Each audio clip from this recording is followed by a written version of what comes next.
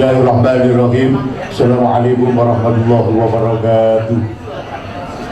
Saudaraku, mudah-mudahan dalam lindungan Allah SWT, sehat walafiat sekeluarga, rezeki lancar barokah, hindari susah, hindari gelisah, tetap satu padu dalam koridor Indonesia bersatu. Yuk jawab salam saya, mudah-mudahan kebangsaan kita semakin kuat dan semakin membiru-biru di dalam hati ini. Tiada kurang, tiada kelebihan, semuanya sama rata dengan kedamaian, insya Allah. Assalamualaikum warahmatullahi wabarakatuh. Innalhamdulillah wassalatu wassalamu rasulillah mabatu. Kepada semua yang hadir, mudah-mudahan ahli surga. Bila penasaran dengan diriku kok diundang oleh Binti dalam acara Al-Biala, buka YouTube sekarang, buka TikTok sekarang, panggil Anas Fauzi, itulah diriku. Gitu ya teman. Alhamdulillah penyeimbang keadaan agar Indonesia tetap padu dalam persatuan, perdamaian. Saya salah satunya. Alhamdulillah, saya ingin anak-anak kami, generasi kami ke depan seperti tahun-tahun sebelum merdeka, bahkan di awal-awal merdeka, tiada yang tidak dalam satu kata, yakni adalah bersatu untuk maju. Insya Allah, itulah Indonesiaku. Alhamdulillah, kami bersama dengan Ustaz Muhammad Nasrullah dari mana Ustaz? Bondowoso. Dari Bondowoso. Ustaz alias sebenarnya lali ya Bu. Wijin Hai. Alhamdulillah cara ngono ya lali yang lagi. Wijin Hai. Sakit apa no? Gua mulai lagi mana? Insyaallah. Alhamdulillah rabbil alamin. Dulur, kami tidak berceramah. Kami ingin ngomong-ngomongan saja dalam kaitan tentang persatuan, perdamaian. Dengan judul kebangsaan ini, saya ingin menambah, jangan merasa baik bila belum mampu membuat baik orang lain. Meriah dulu. Jangan merasa baik bila belum mampu membuat baik orang lain. Jangan merasa benar bila belum mampu menghormati pendapat dan kebenaran orang lain. Insya Allah perdamaian Indonesia karena rendah hati kita, tidak merasa baik, tidak merasa benar oleh cara berpikirnya sendiri. Insya Allah. Mudah-mudahan semuanya baik. Terima kasih saudaraku Binti dari Jatim yang ikut hadir, anggota Dewan Provinsi Jawa Timur, Rawo, dari Puspida juga datang, Rawo. Alhamdulillahirrabbilalamin, saya merasa bangga dan bahagia. Sekali ini saya diundang, sekali ini pula semuanya datang. Alhamdulillahirrabbilalamin. Terima kasih, pengenalan cukup. Kalau boleh ingin tahu siapa saya, kenalan saudaraku. Nama saya Anas Fauzi. Pesantren saya ada di Jabung, Selamparjo, Jabung, Kabupaten Malang. Saya beri nama Pondok Pesantren Ar-Rozak. Keseharian saya bersepatu dinas di kantor urusan agama Kecamatan Lowoparu, Kota Malang, Kementerian Agama Kota Malang. Sehari-hari saya seorang ASN, tapi sepulang itu saya ingin dengan jamaah, dengan santri, pengajian dan membentuk rohani untuk menjadi lebih baik ke depan. Alhamdulillahirrabbilalamin, kesana kemari, dan apabila insya Allah kebangsaan saya tidak diragukan karena saya ASN, keimanan saya juga tidak diragukan karena saya orang yang beriman, dan termasuk persaudaraan saya tidak diragukan karena mengakui adanya agama semua adalah jalan menuju untuk hidup berdampingan bersama dalam perdamaian.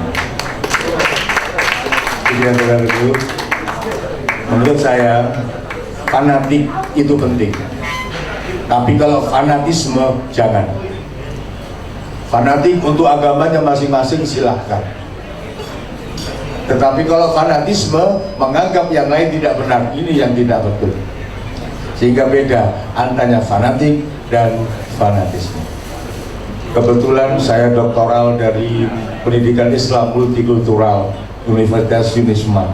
Saya sekolah S3, saya pelajari tentang perbedaan-perbedaan cara berpikir. sehingga salah satunya pinti undang saya adalah ini. Alhamdulillahirobbilalamin, sekian tahun saya selesaikan. Saya cari mengapa adanya banyak perbedaan itu. Ternyata alam ini diciptakan memang berawal dari perbedaan. Kalau menurut Islam, kulikau sab'as samawati tibaqa, Allah saja sudah menciptakan dengan berbagai macam perbedaan. Para malaikat lantas bertanya, ya Rob, mengapa kau ciptakan surga? Mengapa kau pula kau ciptakan neraka? Ini kan beda toh. Di awal saja sudah ada perbedaan, apalagi belakangnya, kan begitu. Allah tidak menjawab. Artinya biarlah berjalan, kemudian ilmu akan beliau raih. Kemudian di zaman Nabi Musa pun juga bertanya kepada pencipta langit dan bumi, lima khalaqtul janna ya Rabb, mengapa kau ciptakan surga? Wa ma khalaqtul nar, dan mengapa pula kau ciptakan neraka? Allah tidak menjawab. Lantas kemudian Nabi Musa diperintah, Musa, hasid wasra, tanamlah sesuatu, pelihara dan panenlah bila sudah waktunya. Maka Nabi Musa mengadakan itu, menanam sesuatu, kemudian menyirami, memperhatikan tanaman, dan pada waktu yang cukup Nabi Musa panen. Nabi Musa panen memilah dua bentuk, yang bagus-bagus ditaruh sebelah A, yang tidak bagus ditaruh sebelah B. Lantas kemudian Tuhan yang Maha Kuasa bertanya kepada Nabi Musa, wahai Nabi Musa, mohon maaf tak terjemahkan, mengapa kau bedakan hasil tanaman dari tanganmu sendiri? Engkau menanam sendiri, engkau memelihara sendiri, engkau memberi minum sendiri, mengairi sendiri, dan sekarang engkau memisahkan keduanya dengan tanganmu sendiri.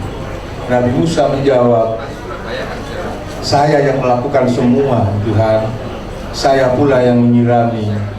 Tapi di tengah-tengah perjalanan, tampaknya tanaman ini ada yang balelo, tanaman ini ada yang gak bagus. Kepingin saya bagus, ternyata ada yang gak bagus. Maka yang tidak bagus kusisihkan di sebelah sini, yang bagus di sebelah sini. Bagaimana yang bagus mereka akan menjual dan kubagikan untuk bisa dimakan. Bagaimana yang tidak bagus dari hasil tanamanmu, kukumpulkan dan kubakar. Mengapa kau demikian? Karena dia tidak bagus untuk dimakan, tidak bagus pula untuk dijual. Begitulah Musa, mengapa saya menciptakan surga dan neraka. Dalam kehidupan manusia ada yang balelo, disuruh ibadah sesuai dengan agamanya, tapi tidak karep. Agama ada dua, samai dan arti, kan begitu kan? Artinya adalah semua kebenaran dari agama itu dilakukan, tetapi ada yang balelo, tidak mau mengerjakan. Yang Islam misalnya suruh sholat tidak jalan, yang Islam misalnya suruh puasa pun juga tidak jalan. Dari situlah kusiapkan neraka untuk kita bakar mulut-mulut seperti tanaman yang tidak mau bertumbuh bagus. Mudah-mudahan dengan kebersamaan ini, saya kira sama. Orang yang bersalah di dunia ada tempat yang namanya penjara, tempat pertaubatan. Mudah-mudahan generasi kita ke depan menjadi lebih baik dan lebih baik. Kemudian kita para sepuh ini senang meninggalkan dunia dengan keadaan perdamaian yang luar biasa. Saudaraku, melalui kemampuan saya berpikir, mengajak semua yang berbeda apapun, insya Allah dengan perbedaan malah justru ada kenikmatan. Salah satunya adalah lahirnya bayi. Mengapa kita punya anak? Karena perbedaan. Andai portuai, kira-kira ya apa? Lah kok ini loh lah ngono. Insya Allah tidak ada kita punya anak bila kita tidak berbeda. Mengapa kita punya anak? Lantas rumah tangga kita bahagia, keluarga kita pun senang karena kita berawal dari berbeda, suami dan istri. Perdamaian Indonesia, karena perbedaan itu pula lantas muncul yang namanya Bhinneka Tunggal Ika, Garuda Pancasila, Undang-Undang Dasar 1945, semua berawal dan dibentuk melalui perbedaan. Kalau dalam bahasa Islam begini, sing angel-angel nurut, sing angel-angel apa namanya itu, menghormati perbedaan. Ukhruj min tahta samai. Ini Allah sendiri dahulu. Bila kau tidak mau damai, ukhruj, keluar engkau tahta samai, dari bawahnya langitku. Wal yatlub rabban siwaya, cari Tuhan selain aku. Ini pesan moral untuk agar kita bisa hormat, menghormati. Subhanallah. Kalau dalam bahasa kita barangkali seperti ini, keluar engkau dari Indonesia, engkau makan dari padi yang tumbuh dari tanah Indonesia, engkau minum dari segala sumber Indonesia, engkau menghirup nafas dari nafasnya Indonesia. Namun mengapa engkau tak mampu menjaga kedaulatan Indonesia? Cobalah dirikan negara sendiri di luar Indonesia. Kira-kira begitu saudaraku. Ini mukadimah dari saya. Bangganya saya menjadi rakyat, salah satu rakyat Indonesia. Bangganya saya bisa bertemu dengan saudaraku dari semua lintas departemen, dari lintas agama, bersama-sama untuk Indonesia melalui judul halal bihalal kebangsaan. Hebat Biti, terima kasih kami mendapatkan undangan seperti ini.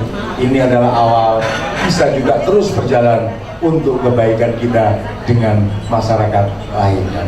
Mudah-mudahan Kota Malang menjadi berpedoman untuk menjadi toleransi dari semua sikap dan sifat apapun yang sifatnya adalah hormat, menghormati, dan bersama-sama. Ustaz, tolong saya ditambahi untuk penguatan kebangsaan ini.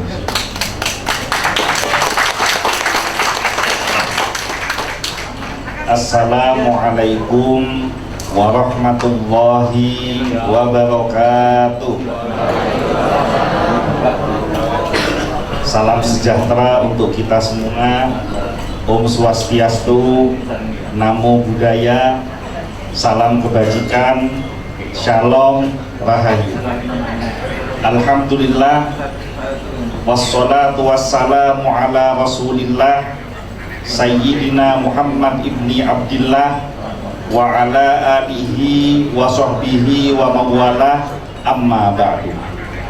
Kepada yang saya hormati dan yang saya muliakan, para tokoh-tokoh agama, para tokoh masyarakat, para tokoh-tokoh organisasi kemasyarakatan, pejabat daerah setempat, TNI, Polri, dan tak lupa keluarga besar Paguyuban Sosial Marga Tionghoa Indonesia dan Persatuan Islam Tionghoa Indonesia wilayah Malang Raya. Mudah-mudahan perjumpaan kita pada siang hari ini menjadi wasilah penyebab terkabulnya semua hajat dan keinginan kita serta terhapusnya semua dosa-dosa kita. Dan juga tak lupa kepada guru saya yang saya muliakan, yang saya suka ngaji melalui YouTube-nya beliau, yaitu Ustadz Anas Fauzi. Mudah-mudahan beliau dipanjangkan umurnya, disehatkan badannya, sehingga kita senantiasa mendapatkan kemanfaatan dari ilmu dan akhlak beliau. Hadirin hadirat yang dimuliakan oleh Allah, sebelum bukan menambahkan tetapi menyambung, karena kalau menambahkan itu kok tidak sopan, nambah-nambahi guru, jadi menyambung. Sebelum bab menyambung, saya ingin memperkenalkan diri saya terlebih dahulu, karena ada pepatah mengatakan tak kenal maka kok tidak ada suaranya, kekurangan kasih sayang semua ini.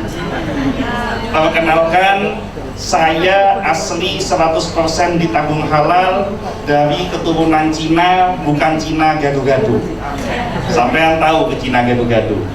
Cina gado-gado itu bapaknya Cina, ibunya Jawa. Bapaknya Madura, ibunya Cina. Nah, kalau saya, bapak saya Cina, ibu saya Cina, jadi saya 100% ditanggung halal Cina orisinil. Dan alhamdulillah pada siang hari ini saya sangat bergembira sekali karena diundang di acara halal bihalal yang diselenggarakan oleh PSMTI dan PIPI, yang mana biasanya Ustadz kalau waktu pengajian itu seringkali saya selalu berbeda sendiri, matanya sipit sendiri, etnisnya Tionghoa sendiri. Tapi pada siang hari ini alhamdulillah kumpul orang-orang satu spesies dengan saya, sama-sama Sikit, sama-sama etnis Tionghoa. Tetapi kalau kita melihat negara kita, diajarkan oleh para orang-orang tua kita bahwa tidak ada yang namanya suku Cina, tidak ada yang namanya suku Arab, tidak ada yang namanya suku Jawa, tidak ada yang namanya suku Madura, semuanya sama-sama bangsa Indonesia. Betul. Begitu juga dengan agama. Agama adalah hak pribadi masing-masing.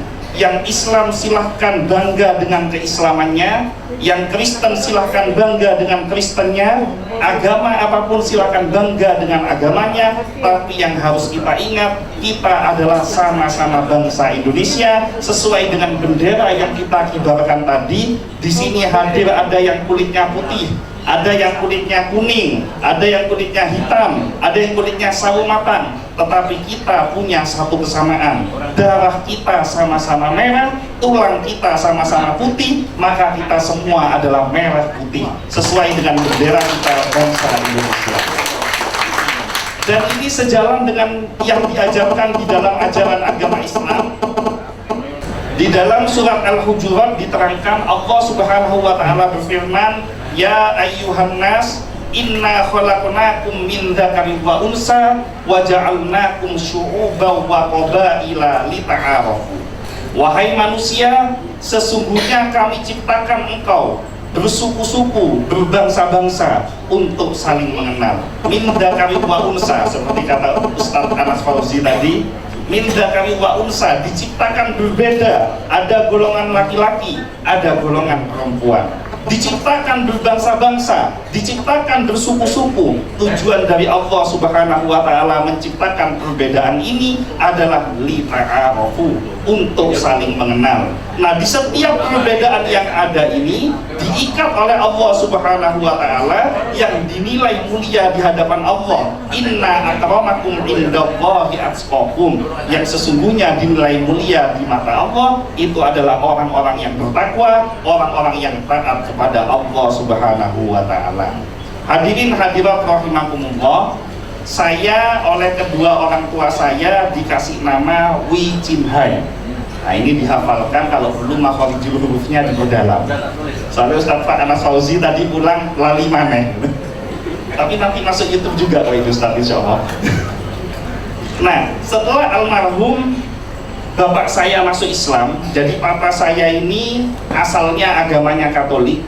Mama saya kebetulan hadir bersama saya siang hari ini, asalnya agamanya juga Katolik. Masuk Islam pada tanggal 3 Maret tahun 1984. Yang mengislamkan adalah almarhum Kiai Haji Raden As'ad Syamsul Arifin, pengasuh Pondok Pesantren Salafiyah Syafi'iyah Sukoharjo Asem Bagus Situbondo, yang pada tahun 2017 kemarin mendapatkan gelar pahlawan nasional dari pemerintah Republik Indonesia. Nah, setelah almarhum ayah saya masuk Islam, beliau berusaha untuk menjalankan semua yang diajarkan di dalam Islam, termasuk dalam urusan memberikan nama kepada anak.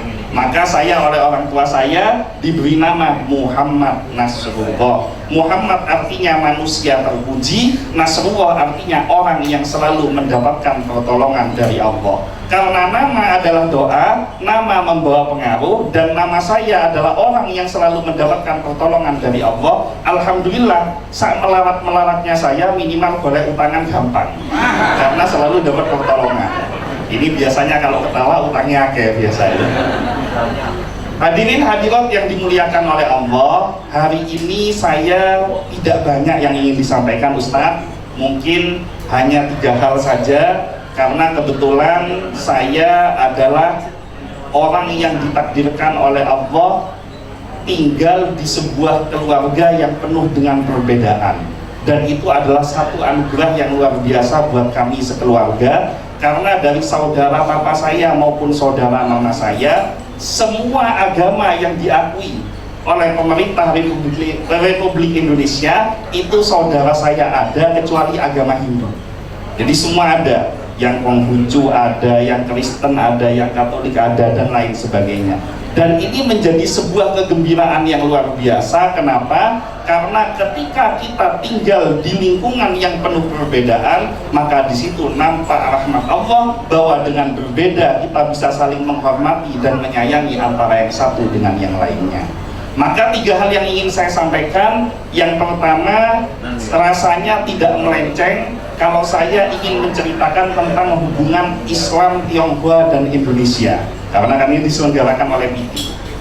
Jadi Islam Tionghoa dan Indonesia ini adalah 3 komponen yang sesungguhnya tidak bisa dipisahkan di dalam kehidupan bermasyarakat di negara kita. Yang mana di dalam kepercayaan umat Islam ada sebuah hadis yang populer yang hampir semua umat Islam hafal, yaitu utlubul ilma walau bisin, carilah ilmu walau sampai ke negeri Cina. Nah, mayoritas ulama menafsirkan utlubul ilma walau bisin, tuntutlah ilmu walau sampai ke negeri Cina, ini artinya sejauh apapun ilmu itu kamu kejar, karena ilmu itu tidak akan ada batasnya sampai kamu meninggalkan dunia ini. Tapi ternyata ada sebuah asbabul wurud. Jadi kalau Al-Quran itu ada namanya asbabun nuzul. Asbabun nuzul itu penyebab turunnya ayat Al-Quran tersebut. Sementara asbabul wurud itu adalah sebab kenapa hadis itu keluar.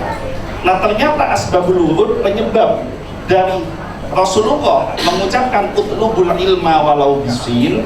Pada waktu itu Rasulullah membentuk dewan dakwah yang berisi sejumlah sahabat Nabi, yang mana para sahabat Nabi ini ditugaskan untuk membawa surat kepada pemerintah negara-negara setempat. Ada yang dikirim ke Ethiopia, ada yang dikirim ke Andalusia, ada yang dikirim ke Persia, ada yang dikirim ke Romawi, ada yang dikirim ke dataran Tiongkok. Nah, sahabat yang diperintahkan untuk pergi ke dataran Tiongkok itu adalah salah satu dari 10 sahabat Nabi yang dijamin masuk surga, yang bernama Sa'ad bin Abi Waqqas. Tugasnya bawa suratnya Nabi Muhammad, diserahkan kepada penguasa setempat, yang mana isi surat tersebut adalah menginformasikan bahwa di dalam Islam ada akidah yang namanya tidak ada Tuhan selain Allah, dan ada teologi bahwa Nabi Muhammad adalah utusan Allah. Nah, Sa'ad bin Abi Waqqas ini ketika diperintahkan ke dataran Tiongkok, beliau usianya 19 tahun. Sepulang dari dataran Tiongkok, ditanyakan oleh Rasulullah bagaimana budaya masyarakat setempat, bagaimana kultur masyarakat setempat, bagaimana kehidupan masyarakat setempat. Maka Sa'ad bin Abi Waqqas menceritakan kepada Nabi Muhammad SAW bahwa pada waktu itu Cina sudah maju secara ekonominya, ilmu perdagangannya hebat, ilmu militernya hebat, ilmu pengobatannya hebat, peradabannya sudah tua, bahkan teknologinya pun sudah mulai ada sejak zaman Nabi Muhammad SAW. Maka dengan terkagum-kagum Nabi Muhammad SAW bersabda, mengatakan utlubul ilma walau bisin, tuntutlah ilmu walau sampai ke negeri Cina. Jadi yang dimaksud Cina itu bukan kiasan, tapi yang dimaksud oleh Nabi Muhammad Cina benar-benar dataran Tiongkok, benar-benar etnis dan suku Tionghoa. Nabi Muhammad wafat tahun 11 Hijriah, digantikan oleh Abu Bakar As-Siddiq wafat tahun 13 Hijriah, digantikan oleh Umar bin Khattab wafat tahun 23 Hijriah, digantikan oleh Khalifah Utsman bin Affan. Pada zaman Khalifah Utsman bin Affan, Sa'ad bin Abi Waqqas ini usianya kurang lebih sekitar 40 tahun, diperintahkan oleh Utsman bin Affan untuk kembali ke dataran Tiongkok, menyebarkan ajaran agama Islam di sana. Maka beliau sampai akhir hayatnya tidak pernah pulang ke Madinah, wafatnya di dataran Tiongkok. Bahkan menurut literatur sejarah diterangkan bahwa makamnya Sa'ad bin Abi Waqqas ada di Guangzhou, Cina. Artinya apa? Salah satu dari 10 sahabat Nabi yang dijamin masuk surga, makamnya ada di dataran Tiongkok. Menjalankan ajaran agama Islam, mensiarkan ajaran agama Islam, menikah dengan penduduk setempat. Bapaknya Arab, ibunya Cina. Kebalik, iya betul, bapaknya Arab, ibunya Cina. Ini agak mirip-mirip dengan ketua PITI Malang Raya, suaminya Cina, istrinya Arab. Nah, kalau Arab, marganya itu ada di belakang. As-Segaf, Shihab, Al-Aidrus, Al-Kaf, dan lain sebagainya. Kalau Cina, marganya itu ada di depan. Nah, ketika nikah bapaknya Arab, ibunya Cina, kalau cara orang Bondowoso, karena saya orang Bondowoso itu kalau manggil orang Cina itu manggilnya Yo. Kalau manggil orang Arab, manggilnya Ye. Nah, ini bapaknya Arab, ibunya Cina, berarti kan Ye Yo. Nah, bingung marganya apa?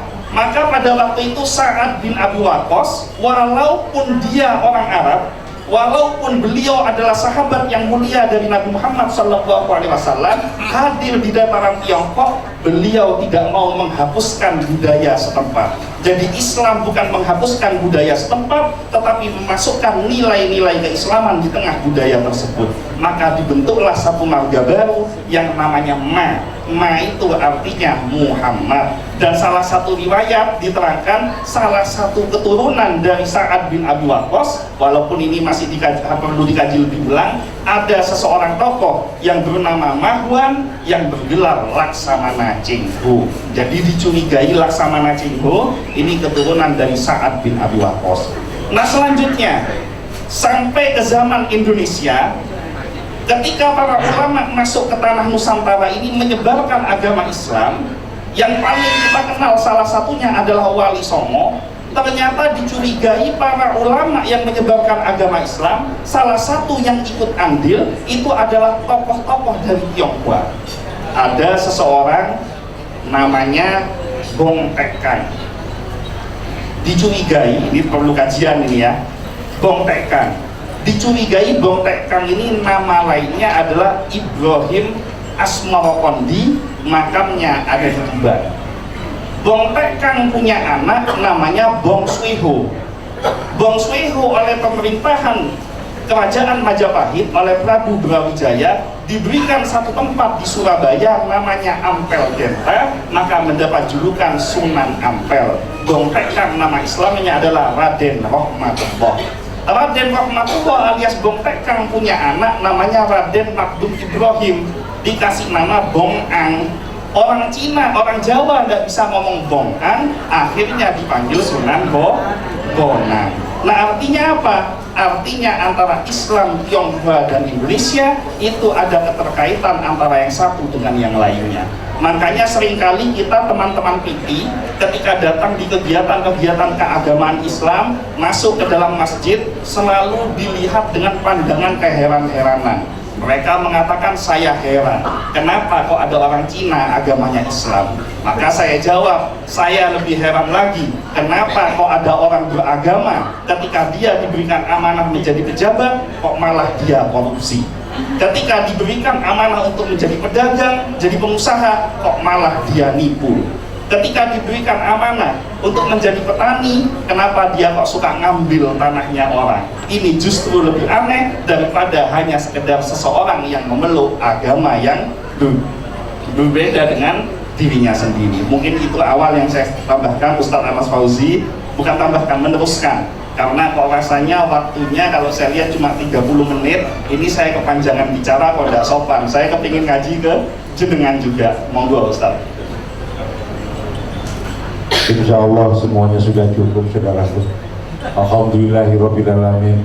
Ibarat es kalau dibiarkan terus es, seladuk. Insya Allah cukup, Ustaz. Es seladuk.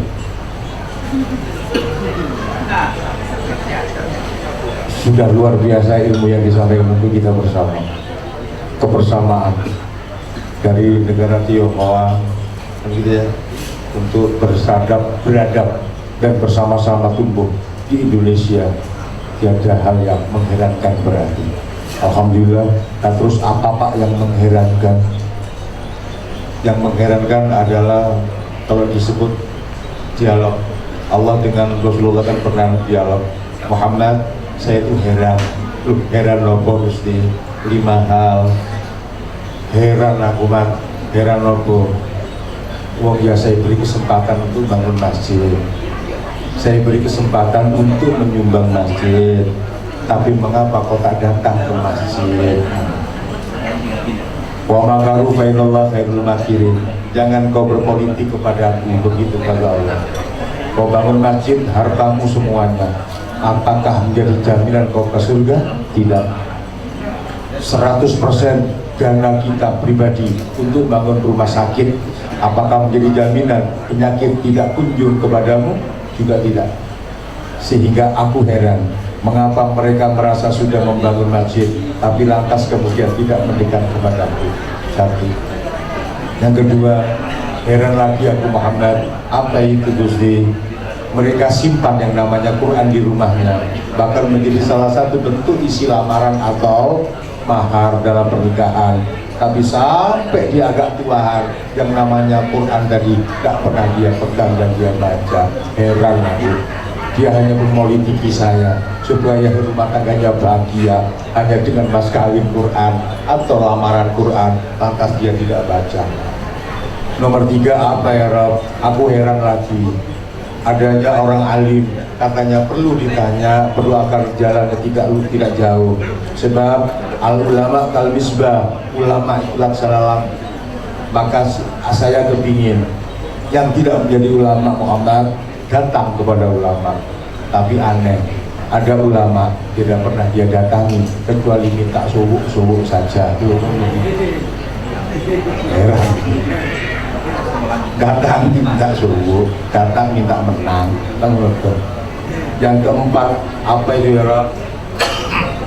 Saya heran, ada seorang suami yang beristri dan solihah, takdim banget kepada suaminya, tapi mengapa suaminya tidak bersyukur kepada Allah, malah justru banyak menyakiti hati orang yang solihah itu. Dan sebaliknya, banyak semua istri yang kusediakan suami yang bertanggung jawab duniawi dan akhiratnya, tapi sang istri tidak mampu menirunya. Mudah-mudahan kesimpulan ini, saudaraku, tetap ada pada kebaikan kita bersama. Mengapa saya singgung masjid dan sebelumnya tadi, tempat ibadah manapun yang kita bangun, mudah-mudahan tetap ramai dan terkondisikan dengan aman dan menyenangkan. Satu. Yang kedua, terkondisikan pula semua kitab suci menjadikan pengaruh dalam hidup kita untuk berlaku yang adil, berlaku yang baik dan menyenangkan semua pihak. Yang nomor 3, adanya para alim, para ulama, para guru, adanya para guru, para petunjuk kebenaran yang ada di sekitar lingkungan kehidupan kita. Mudah-mudahan terus kita dekati sehingga kita tidak salah jalan dalam menentukan sikap kehidupan di dunia ini. Dan yang nomor 4 dan nomor 5 jadi satu. Nomor 4 dan nomor 5, adanya hormat menghormati antara satu dengan lain, perbedaan apapun, suami, istri, pejabat, rakyat, atasan, bawahan, kaya, miskin, majikan, budak dan seterusnya, adanya korelasi kebersamaan untuk saling hormat menghormati. Sejahteralah insya Allah hidup kita, selamatlah kita insya Allah di akhirat, dan Indonesia tetap berdiri kokoh seperti yang dari deklarasi NKRI harga mati, Indonesia jaya dan tangguh. Mudah-mudahan Allah ridho. Saya kira cukup ini, berbagi waktu dengan yang lainnya.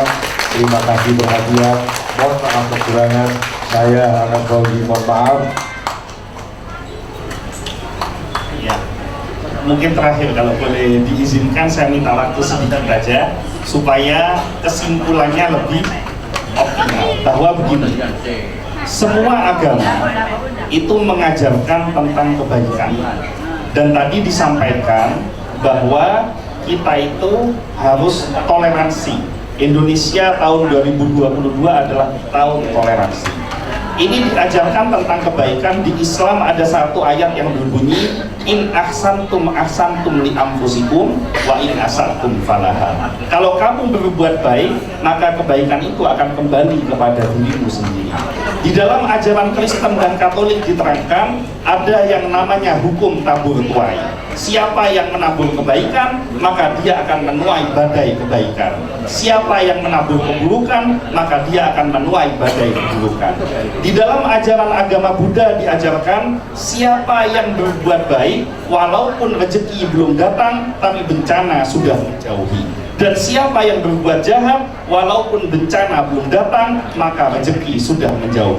Begitu juga di dalam ajaran Hindu ada yang namanya hukum karma pala, buah dari perbuatan. Siapa yang menanam padi, maka dia akan tumbuh padi. Siapa yang menanam jagung, maka dia akan tumbuh jagung. Siapa yang menanam kebaikan, maka dia akan tumbuh kebaikan. Dan siapa yang menanam keburukan, maka akan tumbuh keburukan. Bahkan menurut keyakinan orang ateis, orang yang tidak percaya kepada Tuhan, di dalam sebuah bukunya diterangkan, always give your best because the best will come back to you. Selalu lakukan yang terbaik, maka yang terbaik itu akan kembali kepada dirimu sendiri. Maka kesimpulan di dalam acara halal bihalal kebangsaan ini, ayo kita bangga dengan suku bangsa kita masing-masing, kita bangga dengan agama kita masing-masing, kita jalankan dengan sungguh-sungguh ajaran agama kita masing-masing. Tapi kita sebagai bangsa Indonesia harus semangat untuk saling tolong-menolong, harus semangat untuk saling bantu-membantu, harus semangat untuk saling menguatkan antara yang satu dengan yang lainnya. Mungkin itu saja yang bisa saya sampaikan. Saya Muhammad Nasrullah mohon maaf yang sebesar-besarnya. Karena saya orang Bondowoso, saya tutup dengan pantun bahasa Madura. Nanti Pak Wali Kota akan pakai pantun bahasa Indonesia. Kecepot gula mira, salah lopot nyoon sabora. Sekian, monggo muwafiq ila aqwamit wabillahi taufiq wal hidayah. Wassalamualaikum warahmatullahi wabarakatuh. Terima kasih, saya pun juga demikian. Mudah-mudahan kebaikan kita dicatat kebaikan oleh Allah Tuhan kita masing-masing. Dari kekuatan kita mudah-mudahan ada hidayah yang untuk kita lakukan demi kebahagiaan kita bersama. Terima kasih perhatian, mohon maaf kekurangan. Assalamualaikum warahmatullahi wabarakatuh.